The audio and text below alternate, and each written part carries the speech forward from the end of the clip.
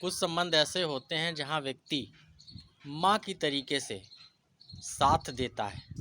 बच्चे कितनी भी गाली दें, बच्चे कितना भी अपमान करें, लेकिन माँ को कष्ट बहुत होता है, लेकिन माँ कभी बच्चों का साथ नहीं छोड़ती। वो हमेशा अपने बच्चों को सुख देने के लिए उनकी गालियों को, उनके अपमान को सहन करती रहती कि किसी तरीके से बच्चे समझेंगे और एक न एक दिन माँ का आदर करेंगे। लेकिन वही बच्चे बड़े हो जाते हैं, समझदार हो जाते हैं। माँ ने बच्चों के लिए कितनी गालियाँ खाई, कितना अपमान सहा, ये सब कुछ भूलकर माँ को छोड़ देते हैं। माँ एकांत में रहने के लिए और उन पुरानी स्मृतियों को याद करने के लिए विवश हो जाती है और उसे अफसोस होता रहता है कि काश हमारे बच्चों ने हमारे साथ ऐसा ना किया होता। ये तो संबंध हो गया माँ का। कुछ लोग ऐसे होते हैं कि जो रिश्तों में माँ की भांति ही समर्पण और त्याग करते हैं कि किसी तरीके से वो रिश्ते टूटे ना। वो एक सीमा से परे होकर के झुक जाते हैं सिर्फ इसलिए कि वो रिश्तों को बचाना चाहते हैं, क्योंकि उन्हें रिश्तों से प्यार होता है, स्नेह होता है, लगाव होता है। तो एक माँ की भांति उन रिश्तों को संजोते रहते हैं, गालियाँ खाते रहते हैं, अपमान सहन करते रहते हैं, तिरस्कार उपेक्षा सहन करते रहते हैं, लेकिन फिर भी हमेशा साथ देते रहते हैं, समर्पण देते रहते हैं।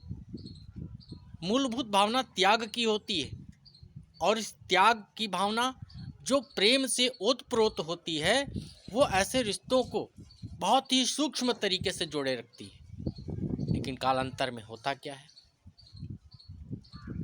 वही रिश्ते जिनके लिए सब कुछ समर्पित कर दिया किसी ने, छोटी छोटी सी बातों पे अलग हो जाते हैं और इतना अलग हो जाते हैं कि लगने लगता है कि कभी जीवन में वापसी नहीं होगी, कभी वो स्मृतियां जीवित नहीं होंगी जो कभी जीवन में हुआ करती थी।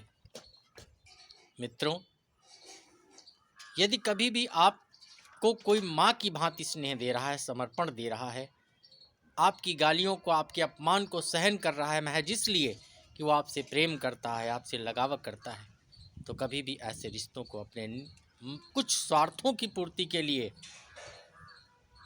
कभी छोड़ना नहीं चाहिए। क्योंकि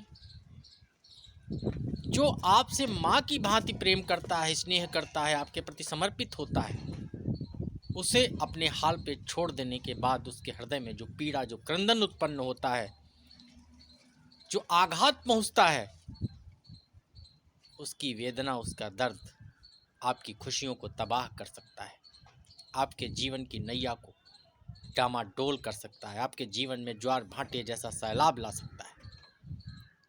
इसलिए यदि कोई आपके प्रति समर्पित है, माँ की भांति आपका लाड़ दुलार प्यार कर रहा है, आपको स्नेह देकर रहा है, तो यदि कभी उसने आवेश में, गुस्से में आपसे कुछ कह भी दिया है, तो उसे बुरा ना माने, उसकी भावना को समझने का प्रयास करें और उसका साथ उसी प्रकार से दें जैसे उसने आपका साथ दिया।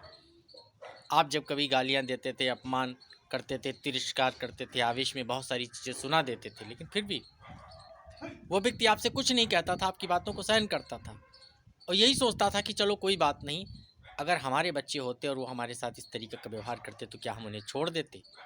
तो वैसे आप भी भावना को रखिए। कभी कोई नाराज़गी हो जाए, कोई ऐसी बात हो जाए, उसको अपने दिल में मत रखिए, उसका मलाल मत रखिए और रिश्तों को फिर से संजोने में अपनी भूमिका निर्वहन करिए। इसी के साथ धन्यवाद, नमस्कार। रिश्तों को समझिए, निभाइए, उन्हें तोड़िए मत।